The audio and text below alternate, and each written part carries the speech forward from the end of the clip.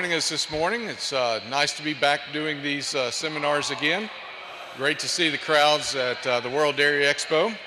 My name is Dennis Hancock. I get to be the Center Director at the U.S. Dairy Forage Research Center here in Madison. We are part of the USDA Ag Research Service, and we have a group of scientists there, about 25 scientists that we have, as well as a number of staff and a research farm outside of Prairie du Sac.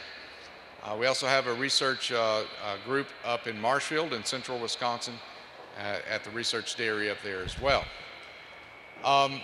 We're excited this morning about this first topic.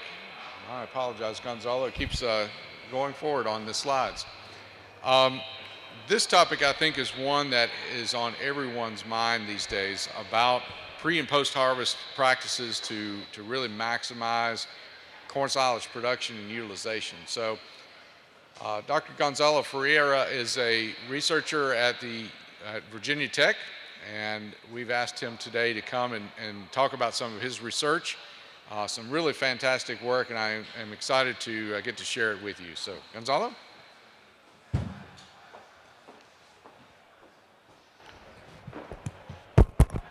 All right, thank you. Good morning, everybody. So first of all, thank you, Dr. Hancock, for the introduction, and thank you for inviting me to present. Let me see if this is all right. So the idea today is to talk a little about the pre-harvesting and post-harvesting practices to maximize corn silage production and utilization. Hopefully I will make with the time. As you have seen already the outline, there is quite a heavy outline here. We are going to discuss a little about crop rotation and planting date, hybrid selection, planting density and nitrogen fertilization, the effect of drought on fiber digestibility, maturity at harvest, cutting height, kernel processing, and the ensiling. So, jumping right into the topic related to crop rotation and planting date. Again, the silage starts at the time that you are planting that crop, and I give a lot of importance to the rotation and the planting date, okay? Especially here, by the way, I'm originally from Argentina. In Argentina, there is a much nice weather than here in the US. So doing the double cropping, it's a little more gentle. But here, we have the windows that are narrower, so we have less time to do the double cropping. This is some data from the University of Minnesota, some years now. But it is good to describe as a concept the effect of the double cropping in the whole forage production. In this study, what they did is they planted corn at an early date of planting, okay? Then and there was no preceding crop. There was no crop before that. Then they did the same, but it was planted a few days later, okay? And here we have the yield, 18 tons of dry matter per hectare. And here it dropped a little. Statistically, was kind of the same yield, but there was a low trend to go down. However, then when they did this other treatment, which is planting early, which is the same as this one, but in this case with rye as a preceding crop, they started to see a significant decrease in the yield of the corn, okay? And then when that, in addition to having a preceding crop and planted either later, the yield of biomass was substantially decreased, okay? This is in 1 year. The study was done for 3 consecutive years. And here we have the yield of dry matter. You can see this is the one I showed it to you before, going down with the later planting season and the use of the double cropping. The same, it was repeated here. Maybe the total tonnage here was the same, it was not different.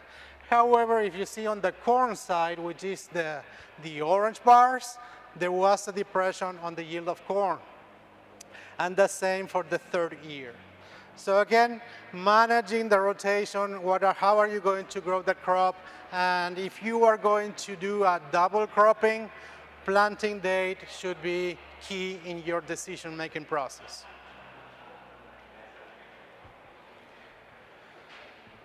I'm going to discuss a little about the hybrid selection. There is more and more variety of hybrids that we can select for silage, and I think that is going to keep changing, adding more and more materials. To me, this is a key concept that I like to students to understand, and hopefully farmers as well, and that is what we call the Lucas test of forage quality. What it says, the Lucas test, is that mainly we separate the forages in two components, cell contents and cell wall, okay, or fiber. And the important thing here about the cell contents, here we have this line. Here we have what we call the neutral detergent solubles. Those would be the cell contents of a forage. And then here we have how much of those were digested. If you see the slope of this line, which is this number here, is 1. What is the meaning of that? Is that the digestibility of the solubles is pretty much 100%, 98%. And then if you see all these dots here, pretty much they're around that line. That means that pretty much always they're going to be digestible in 100%. So bottom line, cell contents, they digest completely and very uniformly, okay? Which ones are some components of the cell contents? Typically, of the solubles, starch, okay? So starch typically is going to be very highly and uniformly digested. In the case of the fiber, that is going to be totally different. Well, not totally different, but it's not going to be as nice as here. First of all, the slope is not going to be 1. That means that it's not going to be completely digested. And also there is going to be much more variation in the digestion of that fiber, okay? If you go there and you see the NDF digestibilities that you see there on the corn silage, typically those values are around 70%, okay?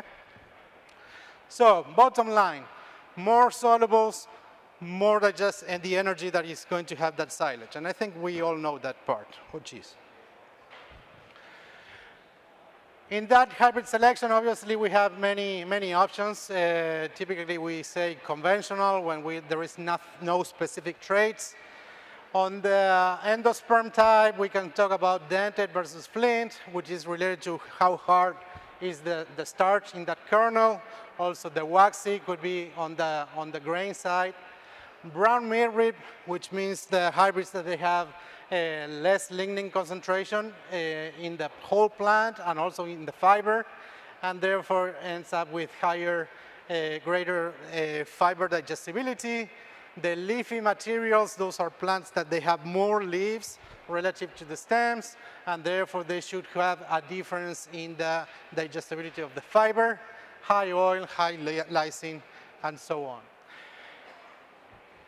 About brown midrib, I think most of the people know what brown midrib is, but just in case, brown midrib is a mutation that inhibits a pathway in the synthesis of lignin. Lignin is a component of the fiber that avoids the degradation of the fiber, okay? So a corn silage that has a greater concentration of lignin is going to be less digestible than fiber. Well, there is data showing that the varieties with the brown midrib, they have an increase in milk yield, as you can see here, and also an increase in dry matter intake. Because the cow eats more, the production ends up being higher. And this is quite consistent about different studies.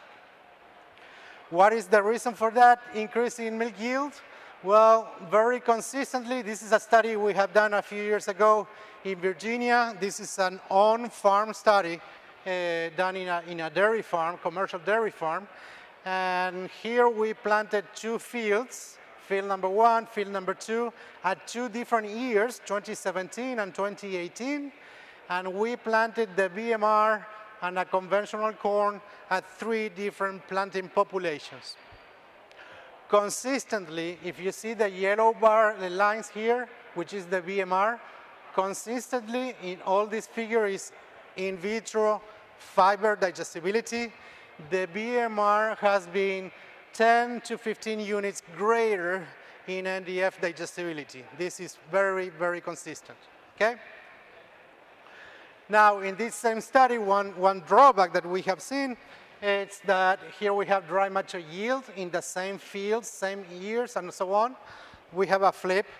You should expect a reduction on dry mature yield by using these materials. Another thing that is, at least to me, it was kind of surprising, is not thinking on the leaf to stem ratio in corn as we do it with alfalfa or some other grasses. Typically, if we think about alfalfa, the goodies are in the leaves, right? And the poor quality is in the stems. And therefore, we say an alfalfa with a greater leaf to stem ratio is going to have a greater dry mature digestibility. And that is correct. The same happens with the ryegrass. The ryegrass is an excellent grass until it grows and it has the stem, right? So what was surprising to us, we did a study in which we measured the NDF concentration, the fiber concentration in the leaves and in the stems. And somehow we saw that there was we saw that there was a greater concentration of fiber in the leaves than in the internodes, okay? And that goes against what we learned with alfalfa and ryegrasses, okay? Or other type of grasses. So that was kind of shocking. This was a study that we did all this. We also did a drought study. We observed the same thing, greater concentration of fiber in the leaves than in the internodes of the corn. So how can we explain that greater concentration of fiber in the leaves than in the stems? And this is what we proposed. We just published a paper on this, and I think it's related to the structure of that stem. If we think about ryegrass, barley, wheat, oats, all those winter grasses that you are familiar with, they have a hollow stem, okay? And typically, that stem has a very high fiber concentration. In the case of the corn or the sorghum or the pearl millet, we have more a non-hollow stem. Now, look at this inside of the internode. I like to call it, well, sorry. I had an image, if you see on the microscope, inside this stem, there are a lot of cells with very thin cell walls. And those cell walls, I like to say, when I ask the technician, they look like a potato, if you want, okay? So I said to the technician, okay, let's do the fiber on the outside of the stem and the inside. And this is what we got. I'm sorry. Okay? We took the core of that internode and we did the fiber on the cortex and on the pith, on the inside. Okay? And this is much more similar to a typical stem of a ryegrass or a barley or something, of a hollow type of grass, okay? And we have this with only 35% NDF. So far, this is kind of our best explanation for looking that inversion in the concentration of fiber between the leaves and the internodes. Now I'm going to talk a little about planting population. I thought that we were doing research with a lot of plants until I heard that you're using 160,000. Anyhow, this line of study was motivated by Alberto. He was a dairy farmer from Argentina, and I was working with him, and at that time he was putting a lot of plants in the field, and I was saying to him, you're going to go off the road, you know, you're putting too many plants. And he liked that idea. Anyhow, we did a study, and we planted, here you have the different populations, 60,000 plants per hectare, 70, 80, or 90. And here you have the weight of the plant, okay? And we use two different varieties of corn.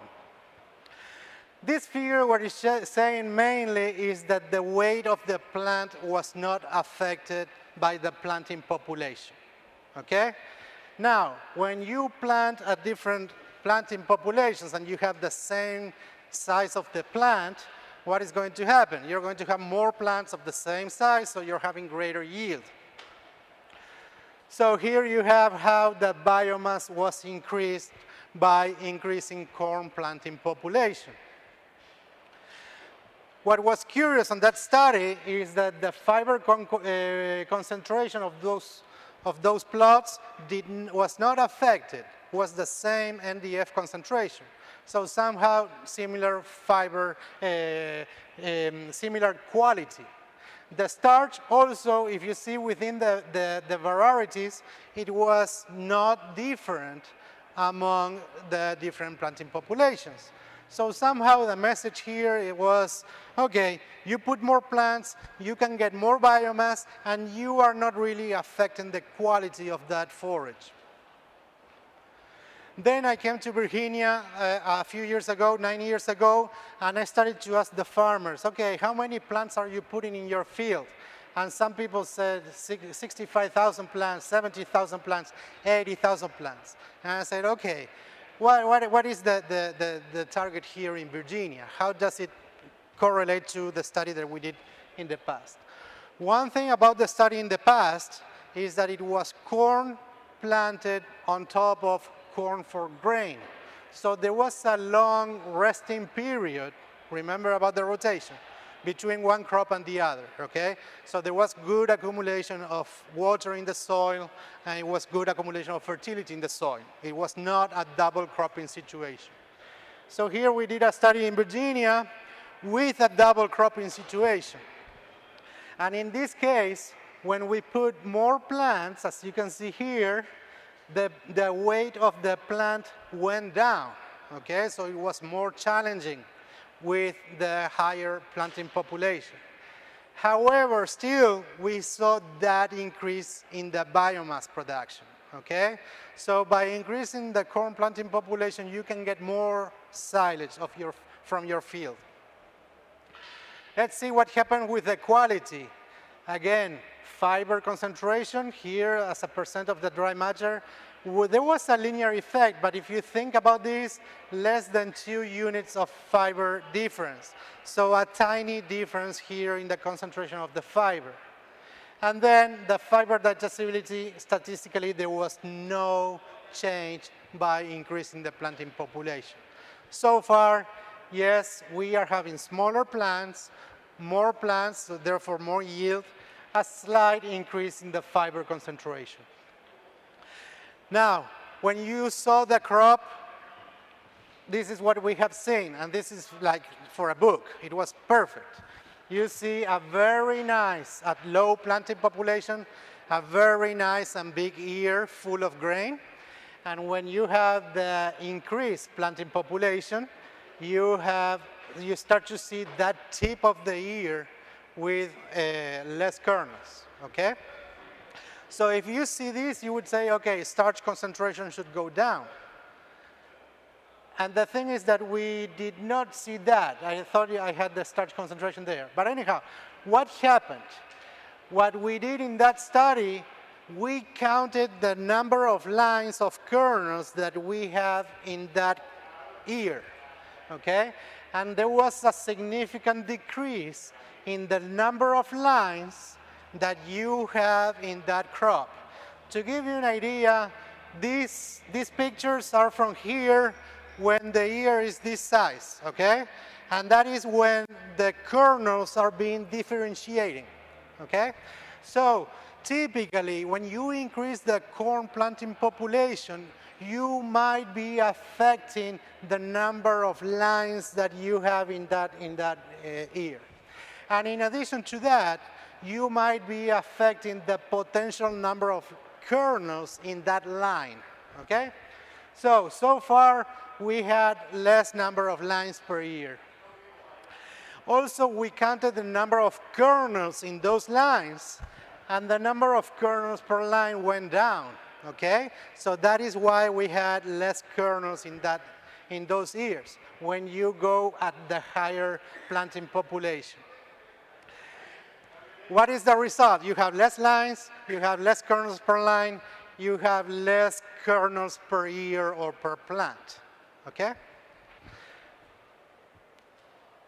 Now, what happened? The starch was not that different. We had less grain, but we had a similar starch concentration. So we also measured the width of the stem with a caliper in this case, and we also found that the width of the stem is reduced by the high planting population. Bottom line, you do have a lighter plant with smaller ears, but also with smaller stems, okay? So somehow they are kind of proportional. But we are still having more yield, more biomass. Somebody told me, well, when they saw those pictures, oh, that is a problem of nitrogen. And it could be, it makes sense. This is a typical sign of nitrogen deficiency. So then we did another study, also in a dairy farm in Virginia. And what we did is we doubled the amount of nitrogen at V6. V6 is when the plant has 6 visible leaves, and that is kind of where that ear starts to differentiate. So at the end, he worked on his nitrogen plan, and at V6, we did half of the plots, 1 pass of nitrogen, and the other half double pass of the nitrogen with liquid nitrogen. Dry matter yield, we saw an increase in dry matter yield. This was 0.6 tons per acre. The plant weight was slightly greater, but not statistically significant different. However, with more nitrogen, we could increase the number of kernels per year. We also increased the stem width. However, we did not see any differences in the composition of the biomass and on the digestibility of that fiber. All right, now I'm switching gears to drought stress. That is a main interest that I have, especially after working a lot in my years in Argentina, 5 years, 3 years of drought. So there is a concept that heat stress and drought typically increase fiber digestibility. In this case, they said something like the good part of it, but reduce yield. I agree with the yield part. I'm not very sure with the increase of fiber digestibility when there is a drought, okay? To me, it doesn't make a lot of sense. So we did a study a few years ago in 2018 with my colleagues from University of Idaho, and we planted 5 different varieties of corn, and for that we use an irrigation system. In Idaho, they irrigate by flooding, so they release the water, right? And we, first of all, doing a drought stress study, control study is super difficult. But anyhow, this is what we got. And we were quite successful. You can see here the senescence of those leaves that they were not fully irrigated. What have we seen on the quality of those forages? First of all, in this case, the concentration of fiber, here I'm not talking about digestibility, I'm talking concentration of fiber went up. And somehow to me makes sense. If you remember those senescent browning leaves, that means that there is more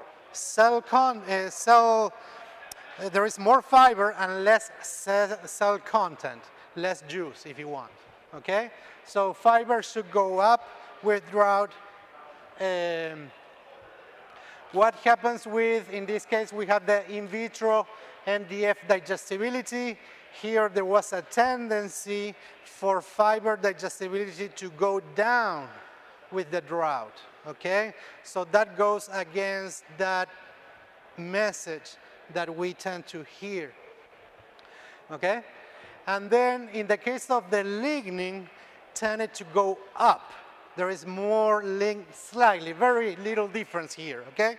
But more lignin in that drought stress corn. So bottom line, we need to work a little more on the effect of drought on fiber digestibility. I do agree, especially those of you who harvest corn. When we have a drought, a severe drought, one thing that we tend to do is to panic and we go and harvest early, okay? That might be the reason why we are getting a higher fiber digestibility. This is a typical question I ask in class and many times among farmers.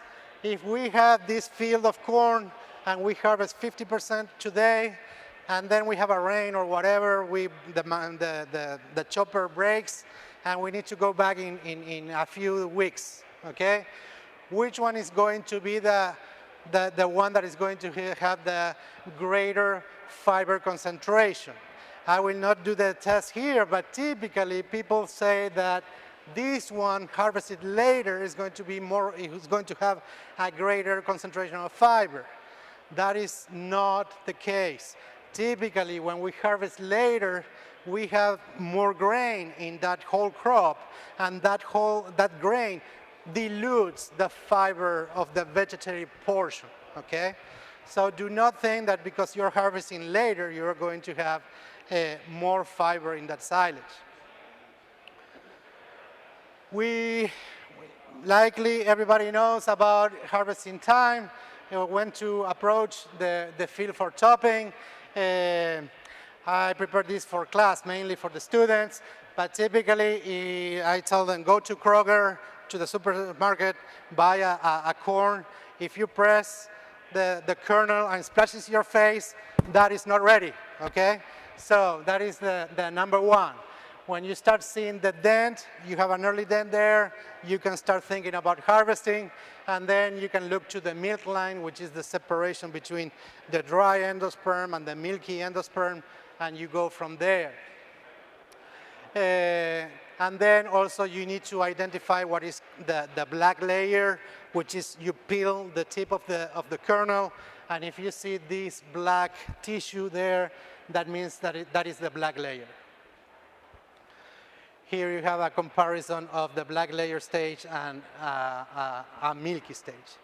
Bottom line, look at this. Here we have the chemical composition of different corn silages that they were harvested at early dent, 1/4 of the milk line, 2/3 of the milk line, and the black layer stage.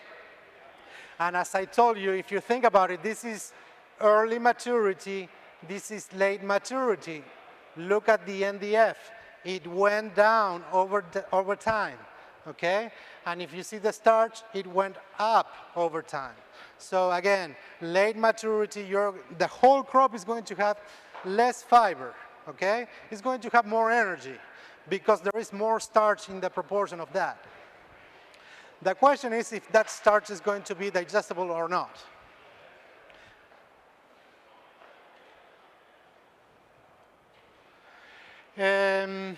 Here we have the chemical composition of the stover. The stover would be the stem plus the leaves, okay?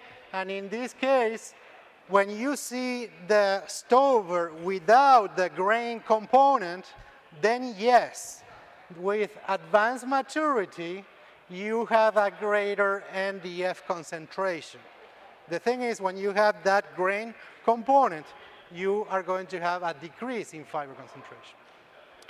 And of course, with more time, you are going to have a decrease in dry matter digestibility of that stover.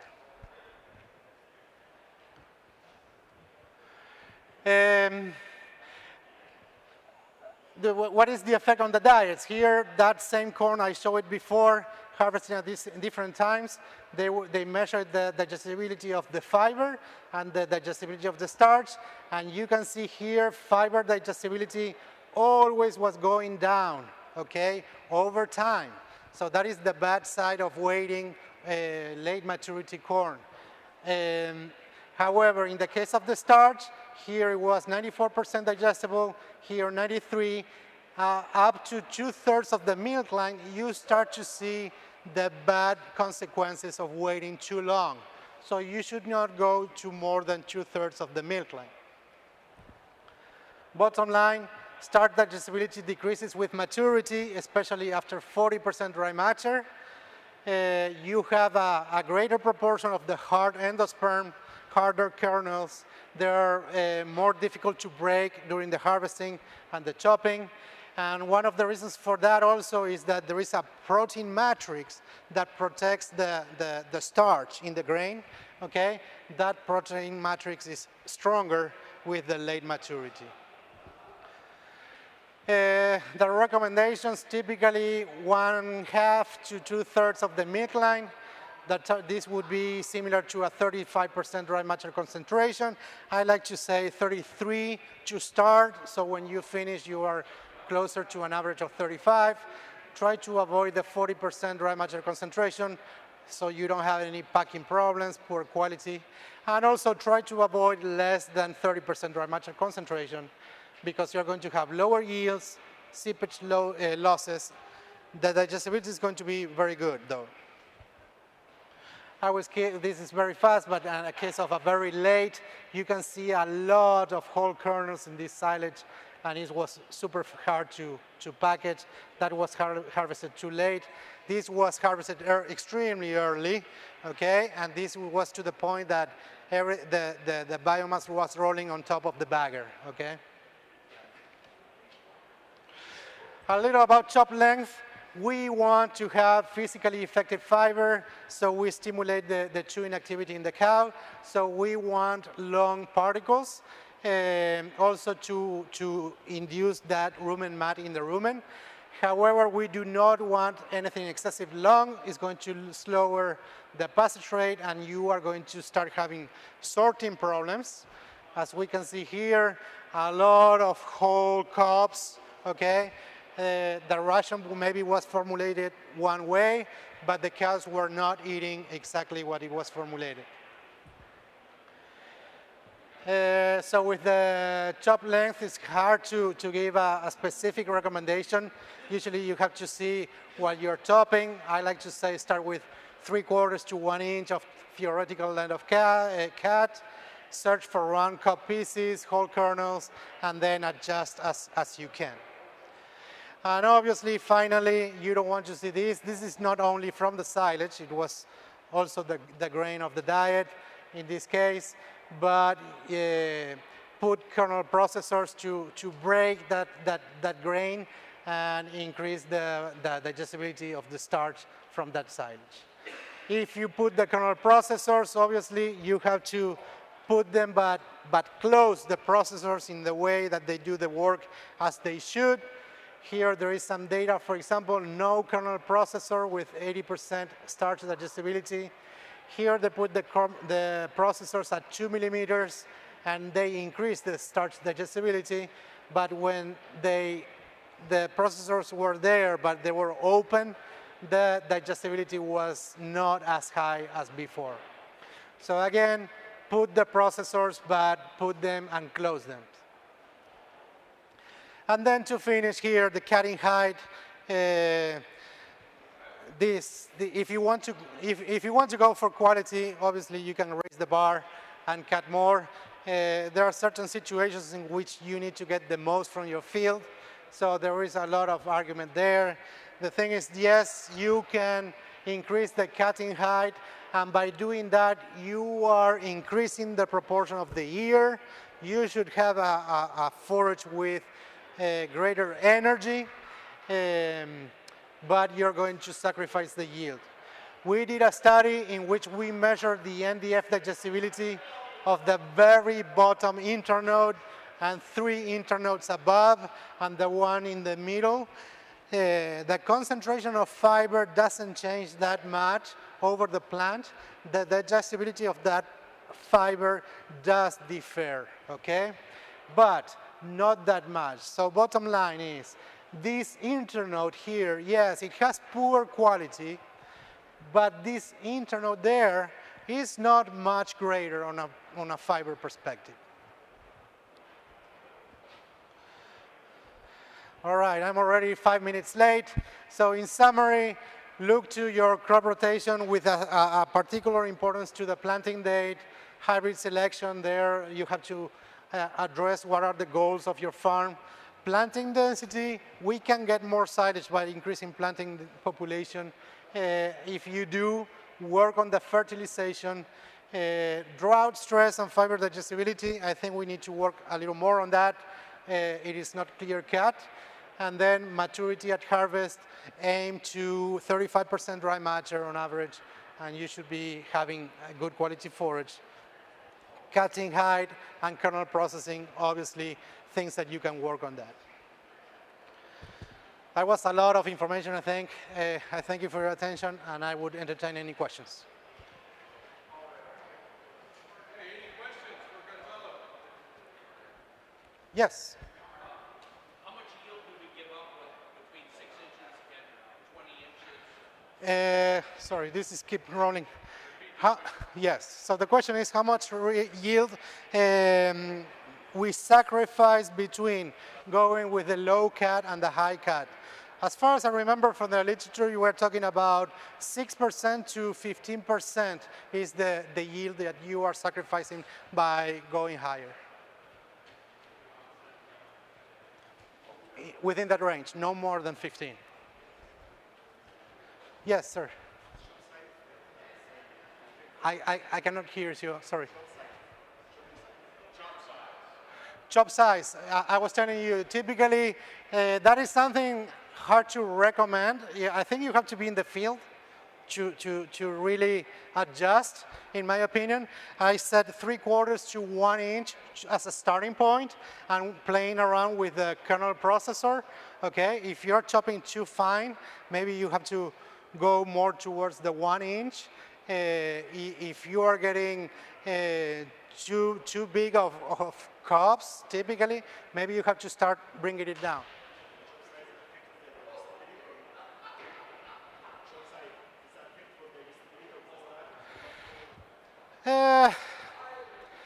I don't remember, to be honest, the data on the digestibility of the fiber. I don't think it should affect that much. Obviously, if you are chopping too much or you're having highly fermentable starch, you might have a slight decrease, actually, on the fiber digestibility.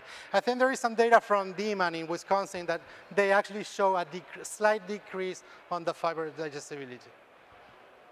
But I need to confirm that. Any other questions? Gonzalo, just one comment about the drought stress corn. Sometimes that's going to be cut at a little higher height to avoid nitrates as well, right? That could be a factor in that digestibility. Yes, I never thought about that, but yes, you're right. If you are concerned with the nitrate because of they are at the base of the plant, you might increase cutting height, and therefore you can increase the fiber digestibility. Good point. Yes, very good.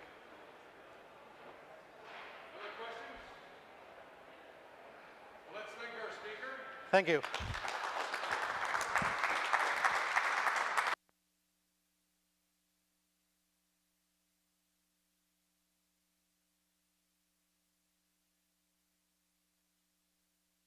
We have additional presentations throughout the week.